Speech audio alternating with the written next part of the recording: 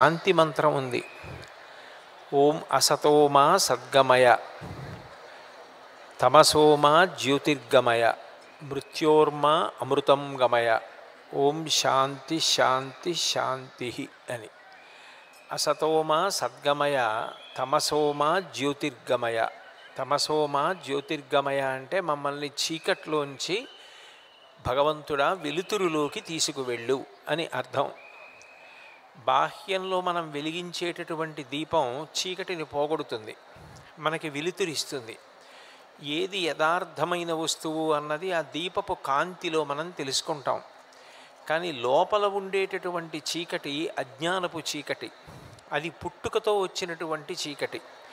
పుట్టుకతో జ్ఞానులైన వారు ఉండడం చాలా చాలా అరుదు. ఎక్కడో శుకబ్రహ్మ, వామదేవుడు మొదలైనటువంటి వారు పుట్టుకతో జ్ఞానులు. మిగిలిన వారందరూ పుట్టుకతో అజ్ఞానం ఉన్నవారే. ఆ అజ్ఞానాన్ని పోగొట్టడానికి కొండెక్కని దీపాలై మిగిలిపోయేవారెవరు అంటే గురువులు. ఆ గురువులు నిజానికి ఎప్పుడూ వెలిగేటటువంటి దీపాలు.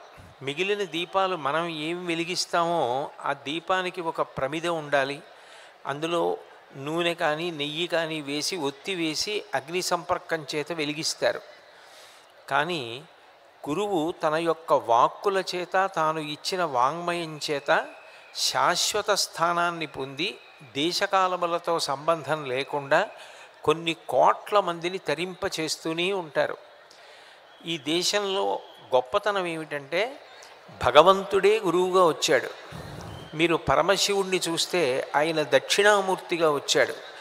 మౌనవ్యాఖ్యా ప్రకటిత పరబ్రహ్మతత్వం యువానం వర్షిష్టాంతే వసదృషిగణై ఆవృతం బ్రహ్మనిష్టై ఆచార్యేంద్రం కరకలిత చిన్ముద్రమానందరూపం స్వాత్మారామం ముదితవదనం దక్షిణామూర్తిమీడే అని తన చుట్టూ కూర్చున్నటువంటి సనకసనందనాదులకు జ్ఞానం ఇవ్వడం కోసమని చిన్ముద్ర పట్టి కేవలం మౌనంతో ఆయన జ్ఞానమును కటాక్షించాడు. అందుకని శంకరుడు దక్షిణామూర్తిగా గురుస్వరూపంగా వచ్చాడు. గురువుగా